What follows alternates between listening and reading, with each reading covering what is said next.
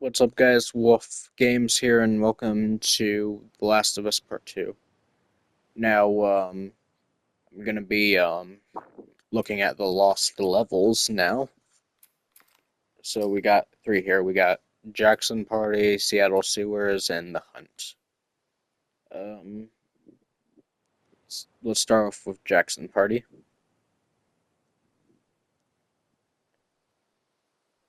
Okay, so looks like all of these are gonna be unfinished. So developer commentary. It's gonna be interesting. I'm a big fan of like what could have been in these games instead of like what was in the games. You're about to play an unfinished level from The Last of Us Part 2. Okay. So I'm assuming that this is like The the party reason we where added this section is there are a few sequences, and we picked the three of the best ones that we cut from the game. Often we build a game that's much bigger than what ends up being the final product. They were months away from being finished, but we wanted to give you an insight of what it's like when we built the game, because often we have this whole thing constructed and it doesn't have final art or audio or dialogue. okay, And here you get to see the building blocks of what it's like when we first string a bunch of these levels together. This is the interesting. intro to the first deleted level, and this one is the roughest of the three. We wanted to show more of how Jackson operates. So this is the festival where Ellie ultimately kisses Dina. This sequence would have come very Yeah, late in the game as a flashback sequence while you're in the farm with Dina.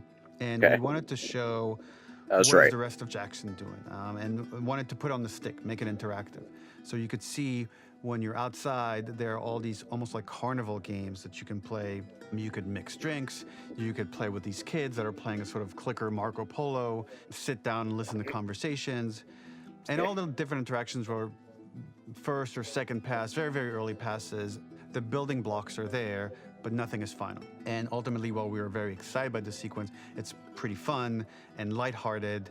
It just slowed things too much as we're barreling towards the end of the story at this point. So again, reminder, rough, missing audio, missing animation, missing That's gameplay fine. tweaks, missing dialogue, but pretty representative of what it would have been. So enjoy. All right.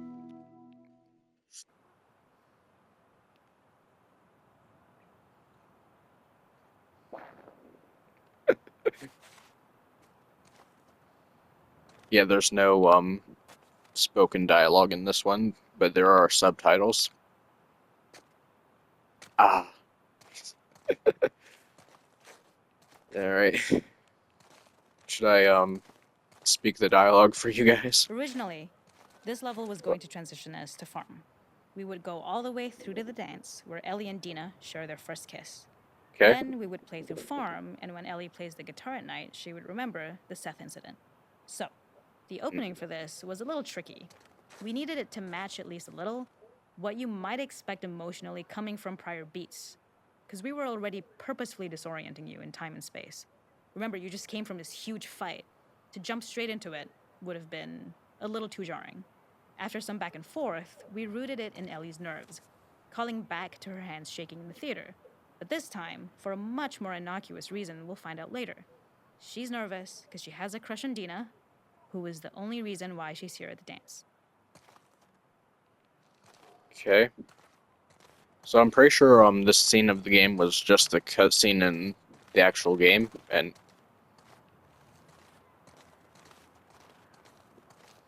so I'm not 100% sure if it actually was. Actually, I think it was. Never mind. Then you can see that this part is obviously not finished. Okay, let's see. Something we really wanted to do was highlight the way their lives had turned upside down since she went down this path. We had this idea of recontextualizing all of our usual gameplay mechanics that were designed for really violent ends. The workbench, door bashes, throwable weapons, and even the infected, which is my personal favorite. Peppered throughout the level are moments of levity or shared history, all the while seeing how happy and mundane they all were before her huge revenge odyssey. Okay.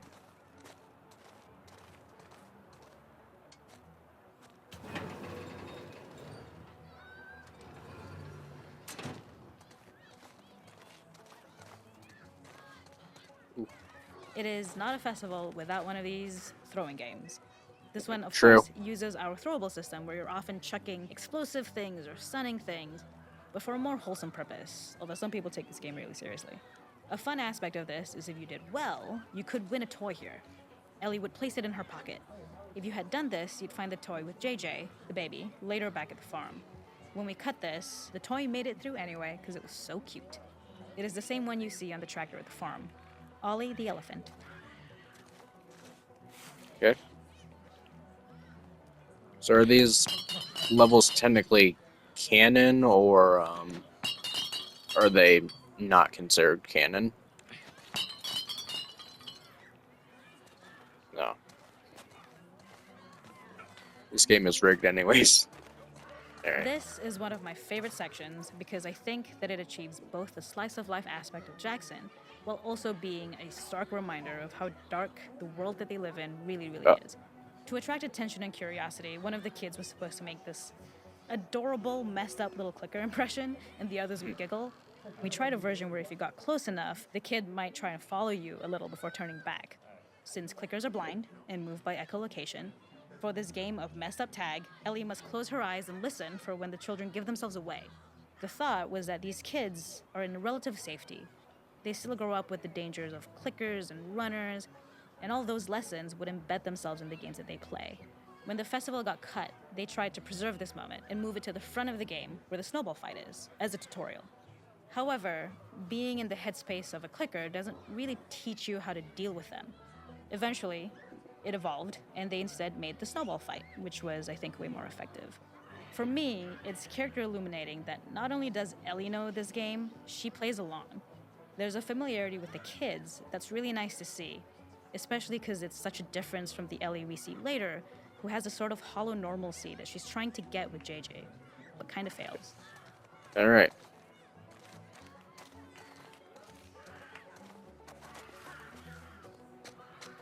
Yeah.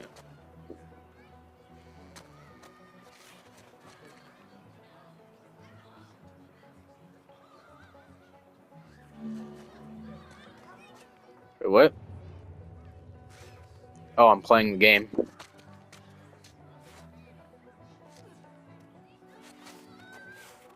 Okay then.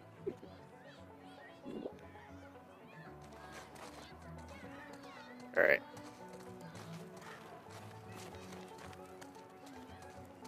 Did I look at this one yet? The makeup artist is pretty simple. It's one of those little in-game scenes we peppered in to make it feel like Ellie had roots in the town.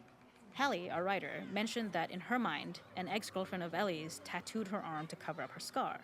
So we figured this might be the only time you get to see that. We wanted to hint at it and allude to it and make it feel like there had been so much more that had been happening and so much more that Ellie threw away. Okay.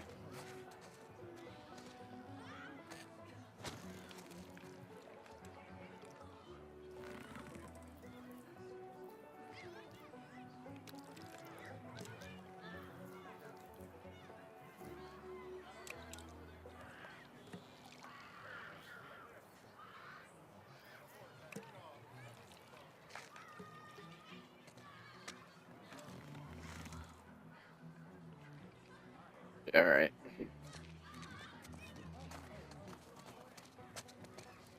I think there was... Yeah, there it is. We use our workbench a lot to make a lot of things that kill and maim and hurt people. Here, we had the silly idea of using the same feel, harkening back to the same animations, using the exact same UI to instead fix a drink. Like the workbench, you could pick your base, and then you could Okay, add then. something to it. And at the time, we had some different reactions from Ellie based on how strong you chose to make the drink. Something we wanted to prototype, though, before it got cut, was picking up some ingredients around to add, like a lime or maybe a bottle of someone's favorite whiskey or salt. Like you were earning upgrades. We also toyed with having Ellie carry around the drink you made and occasionally sip it, psyching herself up to go talk to Dina inside because she's nervous. It got too noodly, though, because she would need to keep placing it somewhere before she did anything. So it would have ended up more trouble than it was worth. Okay. Alright.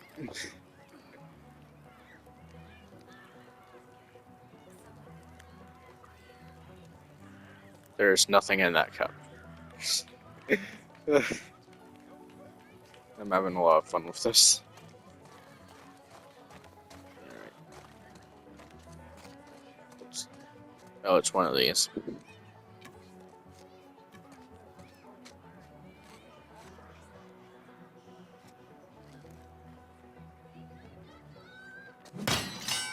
There we go.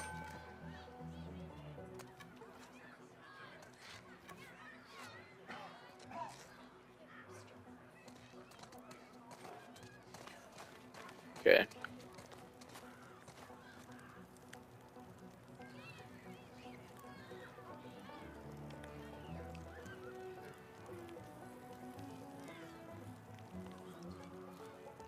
Um.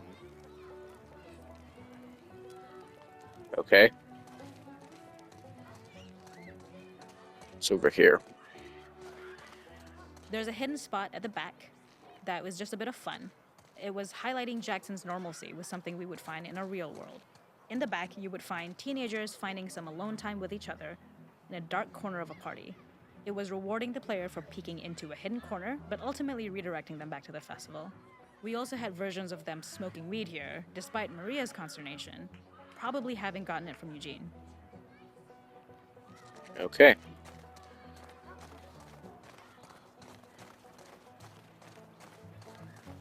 So yeah, I bet this was where the cutscene in the actual game were to start. Before going inside.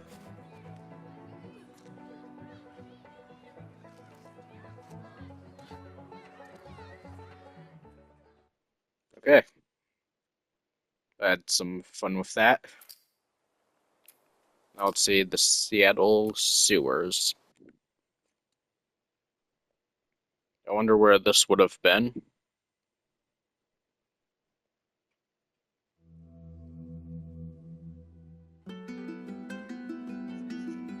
Alright.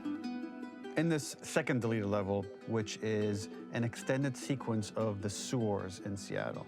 Oh. This comes on the heels of where Ellie goes into a building and she survives an attack by stalkers and gets thrown out of a window and gets swept away by the current. And then we cut this section that used to be there in the final game. Now you will get to play it. So this was a way to get a bit more interesting puzzles, interesting traversal, figure out how Ellie can navigate the sewers with the fighting current. Ultimately, with a lot of these levels and these sequences, the reason why we cut them more for pacing purposes. But here it is for you in this very kind of raw form that part of it will feel finished, parts of it will feel like assets are missing as far as audio, animation won't be final, but it's a glimpse into what a game looks like when it's months away from finishing. Enjoy. Alright. I remember this part.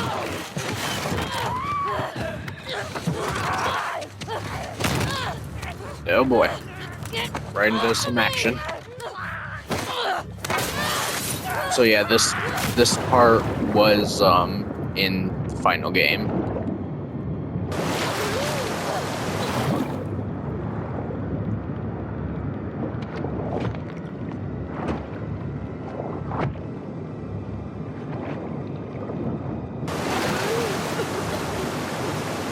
Oh yeah.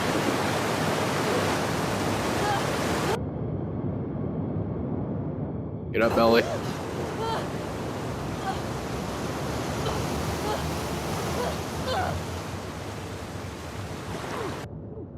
So yeah. Oh. I believe this is where the cut parts begin. 'Cause I don't remember all of this. And there's a thing over there. There we go. Thing over there too. Fuck Seattle. This level, internally known as Find Nora, was quite long in duration as we had to make Ellie traverse a far distance to the opposite side of downtown Seattle. The sewer section was originally longer than what we released the game with, approximately 10 minutes more. This was one of the few areas of the game that used water flow as part of a traversal puzzle. The player has to go upstream to use the current to get to the platform to reach the other side. We mostly cut this mechanic game wide, however it remained in essence in the section swimming to the aquarium as Ellie when you were avoiding the waves. Okay.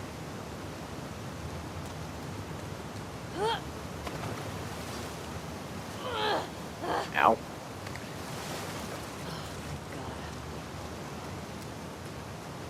Oh, there's something over there. The ladder acts as an immediate goal for the player, but being able to climb out is not going to be so easy. To keep levels interesting and engaging, we alternate between positive and negative values the player experiences. Here, it's a positive to have found a ladder, but then a negative to discover it's not the solution. But then another positive to identify the next short-term goal of the doorway. By alternating between these opposing values, we give players what they expect, but not how they expect it. Alright. So, Fucking kidding me. okay. So, the door over there is the way out. Okay. There's gotta be another way out.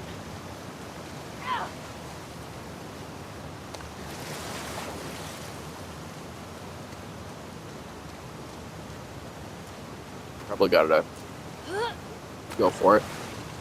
There we go. Ow.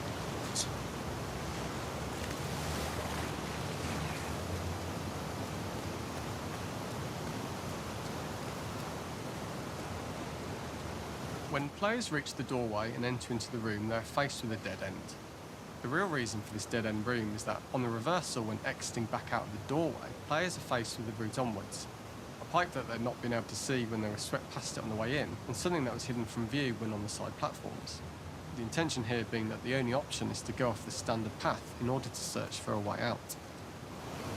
Okay. What have we got here? Very much nothing. Oh. Got a little bit of stuff. Jump. Got it. Get me the hell out of here. Throughout the rest of the level, we also use light to indicate to the player that they were heading in the right direction. At each turn, however, we block the direct route forward. Players would know that they just have to keep finding alternative paths, promoting those feelings of being desperate and trapped. Alright. We slowly introduce the player to consider climbing into smaller pipes and crouching in these tight spaces. This is to slowly build up to, and encourage, the player to climb into such a small pipe that they'd have to be crawling on their stomach, which is something that the player previously may not have recognised as a playable space, let alone the desired route they need to take. Okay. Up and out. Just keep We going up added and a out. tiny space just to reward the player's exploration with a pickup item, and we made sure it was something that made sense that you'd find in this area. A canister and all the garbage that had been washed into the sewers from the surface. We loved the idea of making Ellie prone through a tiny, dirty pipe in order to get out, as it was a great opportunity to use our prone mechanic. The unique camera setup was created to support crawling in these pipes, as the standard prone camera is much higher above the player. We also created custom collision in order for Ellie to manoeuvre in these tight spaces easily. Initially, the oblong collision capsule around her character caused issues crawling around corners. We put extra effort into the custom corner collision, so the movement experience is as smooth as the main game. Okay. Don't lose your shit, Ellie.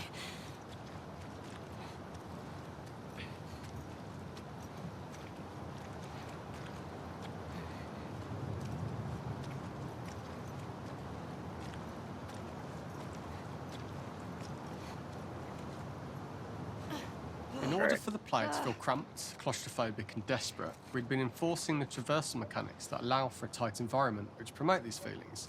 We introduced the use of the squeeze through so that we can keep the player feeling enclosed and tight, but without repeating the same geometry. Here we change from low ceilings with wider walls to high ceilings and tight walls to change up the spatial pacing and keep the level from repeating itself. Okay. Can't go in there.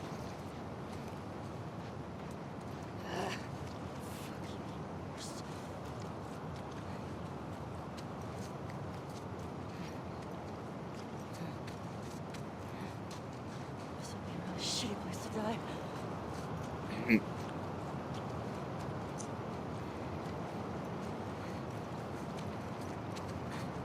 Alright. Originally, we had the water line much higher here, so players had to swim through this tight tunnel.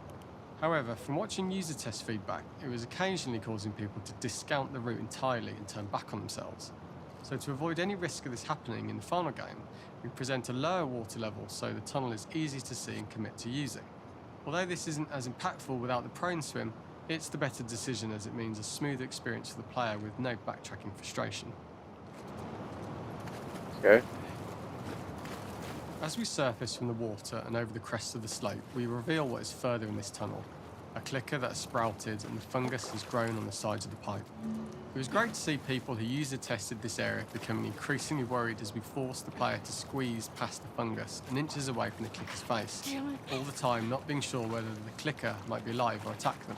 Although we aren't as cruel as to force a clicker attack in such close proximity, we do have a payoff for this moment. This clicker momentarily turned into Joel to show Ellie's PTSD from what happened to Joel at the start of the game. Wait, what? Ultimately, we decided to save this moment for the farm level, as it was more impactful there because it could become the centerpiece of that experience. Whereas in the sewers, we weren't able to make it as much of a narrative point and give it the breathing room and reaction time that it deserves, given the tight space. So which way do I go? Do I go this way?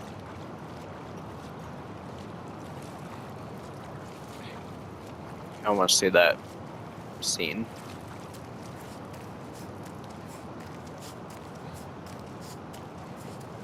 Actually, let me go back real quick. There was a thing back there. Alright.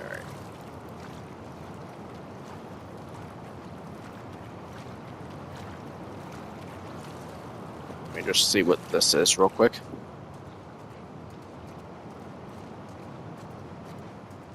We draw the player towards this pipe, as it is seemingly the route out of the tight space. Fairly soon, it is obvious that this path is blocked. If the player goes all the way up to the bars that block the path, they are rewarded with a pickup, so this journey doesn't feel wasted. It is important to encourage the player to try to progress along this path so that they would subtly be thinking of progress in this direction. We hint to the player that there is a bigger, new space beyond this pipe by showing the player the waterfall.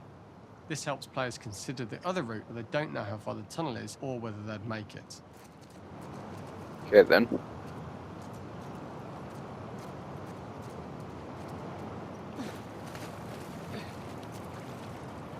Now let's go over here.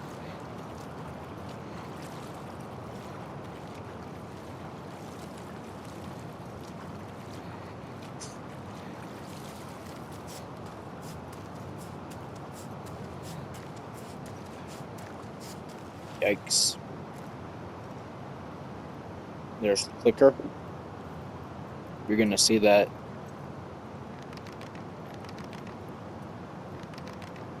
Sorry. Oh.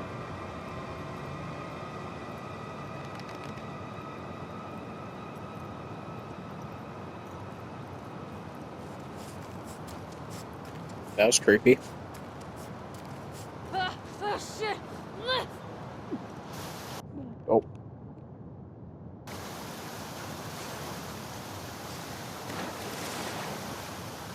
Isn't this the part that was in the final game? For the final section, we eventually opened you out into a wider area as you traverse through such tight spaces leading up to this. So changing the environmental pacing makes it begin to feel like we're coming to the end of Ellie's ordeal. An earlier iteration used the current that we'd shown at the start for a slightly tougher traversal puzzle to conclude the sewers. The ladder was clearly visible from most of the area, but the player was faced with a fast-flowing torrent of water they couldn't cross. If the player attempted to jump into the water, they were not able to swim across the ladder due to the water's speed. But instead, they had to traverse the pipe running along the top of the space in order to get across the water. Yeah, I'm pretty sure this part was actually in the final game. Unless I'm mistaken.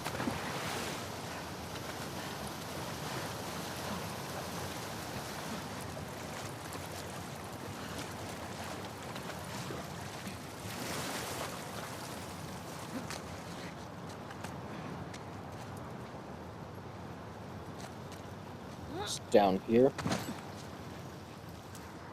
Nothing.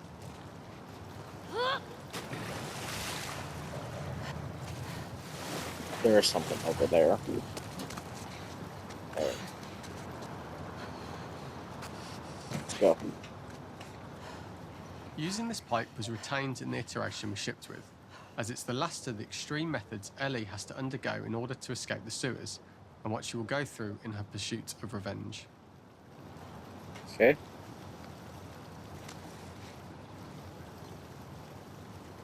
Obvious.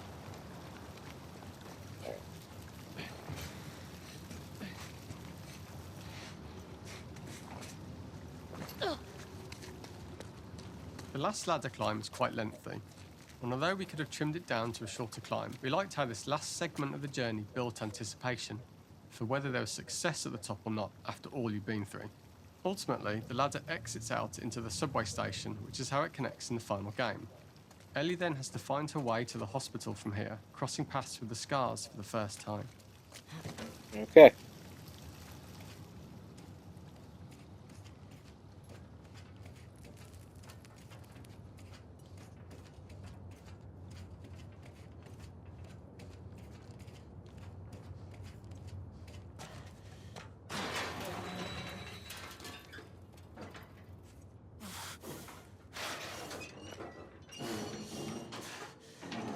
Then we would head to the forest to see the Scars, I believe. Alright. I'm interested to see what this one is.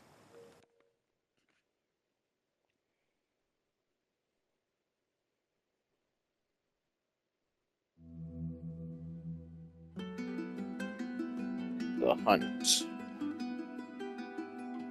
For this third and final deleted level, what we call the boar hunt sequence, this was a sequence pretty late in the game. It was right after the whole Seattle Abby sequence where Abby spares Ellie. And then we wanted to come back into Ellie's story, but keep it a bit mysterious of how much time has passed, where is Ellie now? So we're coming in on Ellie, and she's following a trail of blood. And we wanted to mirror, in a way, the deer hunt sequence from the first game, but this time with a boar. And there's something with Ellie that now she can't let go of this violence. She's pursuing it, even against this innocent animal. This was another opportunity to show how the violence that Ellie has experienced, the violence that she witnessed being afflicted onto Joel, is still sticking with her, and she's still experiencing these PTSD moments. This was a sequence that was pretty far along and was cut pretty late in production. Parts of it are still really rough, but the gameplay, the building blocks were all there. I think you'll have fun to see, like, again, a rough, unfinished sequence that you can play. You can see all the way to the end, and including a cinematic that we end up cutting. And the remnants of the sequence ended up being mentioned in Ellie's journal. So this part of the story that we developed still made its way into the game as kind of optional stuff that you could read about, but here you get to experience it. So as a reminder, this is pretty rough, months away from being finished, but you get to see it now. All right. So, kind of like the deer part of the first game. So the boar hunt was one of the hardest levels for me to work on. It was a huge challenge with the systems that we had, and we kept trying, but it never felt quite right. Originally, the level happened after the Jackson Festival, which also got cut, but before Farm. Once the festival got cut, it became the prologue to Farm. The intended experience is that we jump forward in time after the fight with Abby in the theater. We don't know where Dina is. We likely assume she's dead because she was just bleeding out. Ellie is alone. Her hair is short. So maybe this is the future or the present. And she's hunting. Hunting who? Abby still? Okay.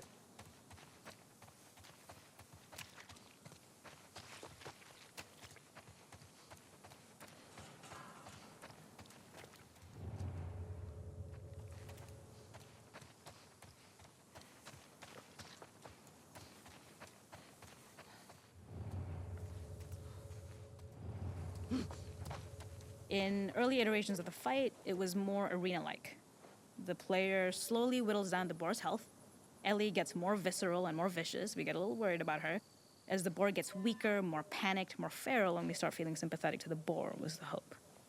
In all of these iterations, especially of these wider areas, it required custom AI and scripting to make sure it continued to feel organic as an animal, but we really needed it to do specific stuff. It needed to be able to close distances really, really quickly.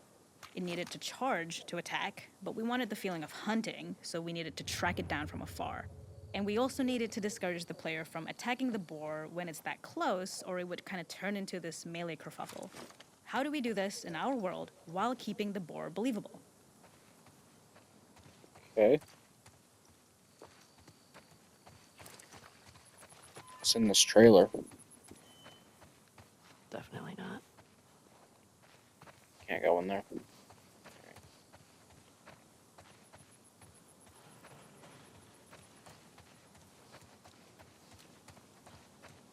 We must have gone through 5 or 6 iterations of the boar fight and all, and every single time it changed pretty drastically. We split it into clear phases, where one was like all long range. We tried another where you're getting close and you get the jump on it quite literally. You're jumping off of a rock to attack it. Okay. And then finally, we tried a bunch where you almost sort of go around a bunch of trailers and try and wrestle it. We uncovered after some time that taking down a boar over several phases felt very laborious and a little dramatic. It was comically long, it felt too boss-like, a little too gamey. We decided to cut the first few phases, and we opted for a cold open after the boar had already been hurt off screen. So that allowed us to focus on feeling like we're closing in on prey and to introduce the boar when it was at its most dangerous. Already hurt, already feral, much too close for comfort. And so the thinking was it would bring us more into Ellie's mindset. Is this really hunting for food, or is she hunting for some other reason? All right. Gotcha. Where's the boar? I was in the store.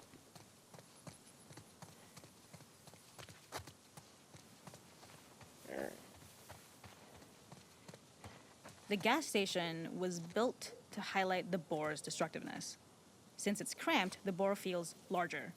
We also feel trapped with it, though perhaps it's trapped with us. When it charges, it gets to us quickly, so we must be on our toes. This made it more aligned with Ellie's sort of hunting for trouble mindset. Listening became more important, as well as moving around slowly so it didn't hear you. Could you spot it before it saw or heard you?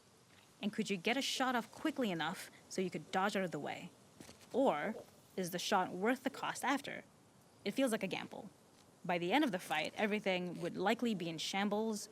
The boar would burst through the back, and Ellie would follow it and finally enact revenge. All right. Okay. Gonna fight the boar now. Can't see shit. Uh-oh. Oh, jeez.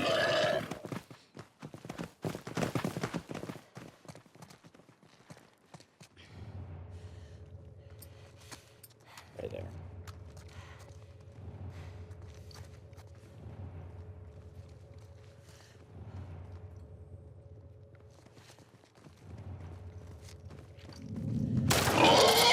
It's over.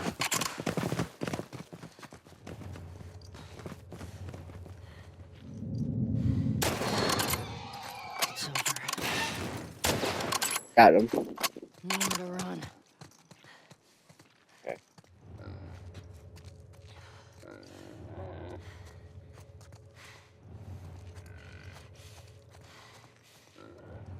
The boar kill was supposed to be anything but glorious.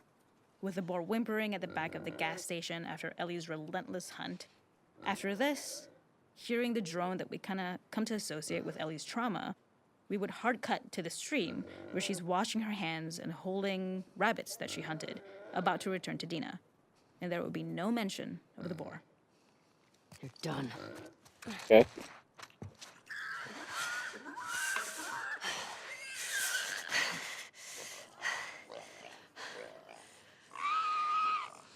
Uh-oh.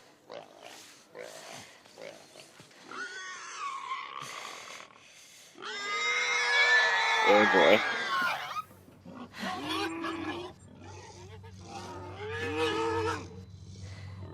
Ugh.